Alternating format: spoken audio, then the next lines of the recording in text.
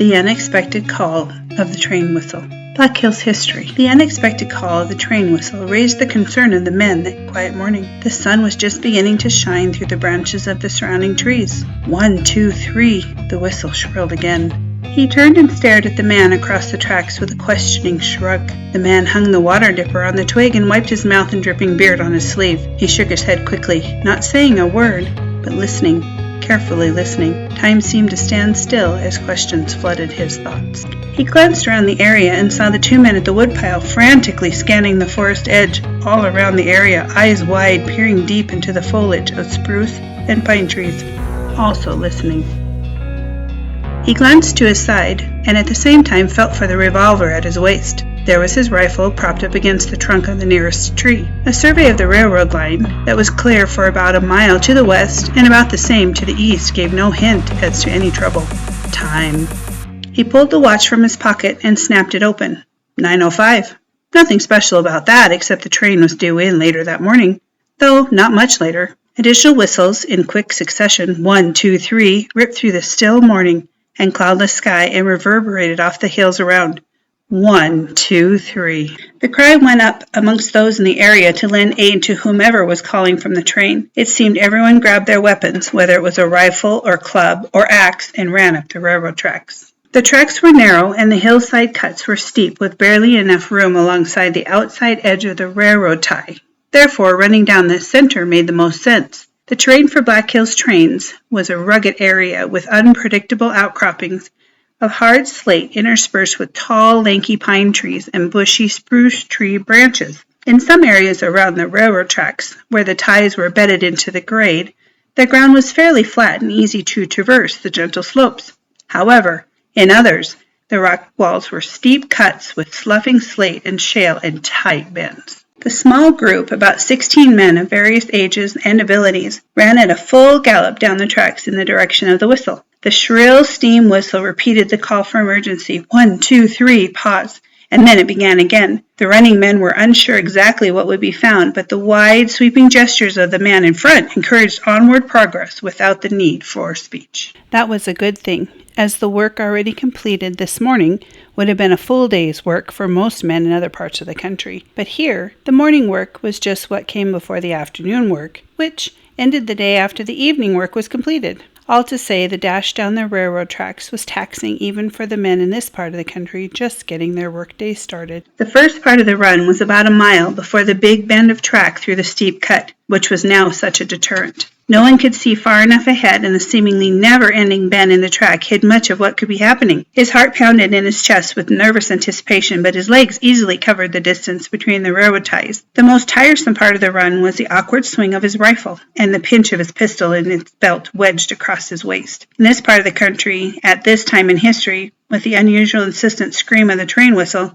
a man could not be without defense. The fellow alongside him had his axe, which, he surmised, would be an even more awkward weapon to run with. A few more yards and the bend may begin to reveal the activity, and he began to slow just a bit. Today was not a day he wanted to run into a gunfight, nor the front end of a narrow-gauge train. He scanned the terrain around the group of men as they continued to hurry on. The narrow cut through the solid rock began to open up along the southern side, which could offer a place of cover if needed. Yet the northern side of the cut was still so severe there would be little cover unless the man were flat on his belly between the rails, with his hat off. Any other time, this bend had offered the small community of Woodville solitude and privacy to continue the prospecting and logging efforts only interrupted by the daily passing of the train. The train traveled into and out of the bustling towns of Lead and Deadwood, with exchanges and sidings along the route. Mail was the most anticipated delivered item, second only to the pay that was being sent out from the mine for the timbers these men had supplied. The pay train! The idea hit him like a club in the head, and he almost missed the next railroad tie ahead of him. Not just the pay train for themselves, for their timber, but the pay for those folks further down the line to the east from Branch Mint and to the south. He looked back at the men running with him as the group began to gather into a tighter group. There was one man leading, a few strides ahead, then he and the axe-wielding man, then the remaining numbers in the group. The last part of the bend was approaching, and the group skidded to a halt. Chests heaving, there were no words to speak, only frantic hand signals and finger-pointing, guns and rifles and axes and clubs being ready for something, though who knew what exactly. The train whistle had been getting louder, especially now that the bend was beginning to end. Another man, panting, stepped forward as if on a stroll, just to get eyes on the situation if this were the location. He had his right arm down with his hand behind his back, signaling his group into the north side of the cut. Here he and the other 3 men rested to catch their breath and waited for a plan. Some of the men had moved behind the slope for cover on the southern side of the tracks and were hunched over. They were shuffling along in the brush, trying to be as invisible as possible behind anything to get eyes on the commotion. As his breathing quieted, the shouting began to be heard in the distance, about 5 men raising demands and 2 men responding in opposition. The lead man of the group from Woodville signaled a 5, then 5 guns, trained, then 2 guns. Train? 5 and 2? The few men with him along the steep rock readied their weapons. The men on the southern embankment increased their speed, no longer concerned about remaining out of sight. That group and the solitary strolling man each dove for a tree or rock outcropping to set up behind. About 100 yards is all they needed, an easy shot with most Winchester rifles carried by the group. He touched his pistol, making sure it was still snug in his belt. In his group, there was just his rifle, but 2 axes and a club, and it was his group that would rush up to the commotion, and the others would offer cover. He signaled to his small group the countdown. Then they rushed around the cover of the bend and toward the train and its challengers. Loud whoops and a single rifle report announced their arrival, which, first glance, appeared small. The 5 on the ground spun around, brandishing their weapons with tough-looking scowls and promises of grim consequences for the interruption. There were 2 men hanging out the windows of the engine. Each was trying to gain a target on their attackers, who were just outside their rifle sight. His small group were quite the sight with just 1 rifle, though the large axe wielded by capable hands was easy to discount as dangerous. A mistake for sure. The 5 were not impressed, though at first caught off guard. They quickly returned their attention back to the engine, except for the one who trained his weapon on him,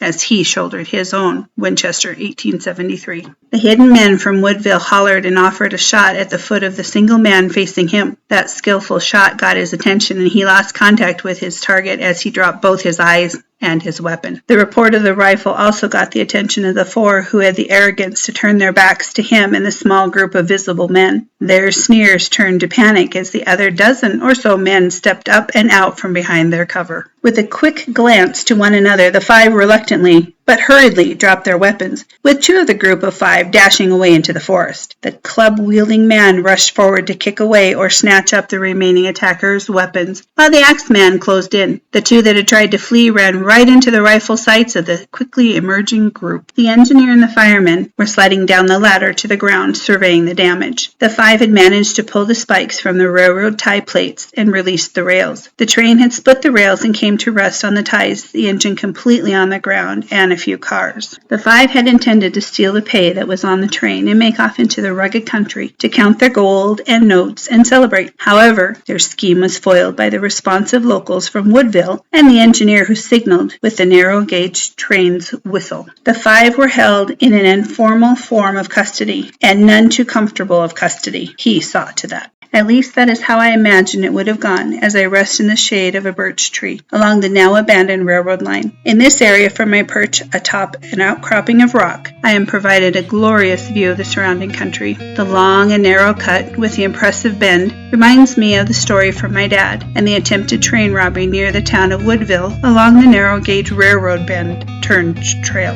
The courageous residents of Woodville responded to the train whistle in the early morning and saved the pay and the lives of the engineer, firemen, and brakies from the thieves who really did remove the spikes from the tie plate and waited for the train to derail. There is so much history here in my backyard in the beautiful Black Hills of South Dakota. I hope you enjoyed our story about train robberies in the Black Hills of South Dakota. There are many more adventures awaiting the bold and adventuresome. Come and visit Mad Peak Rentals, stay with us in our little town, and rent a UTV. Your story is waiting to be told.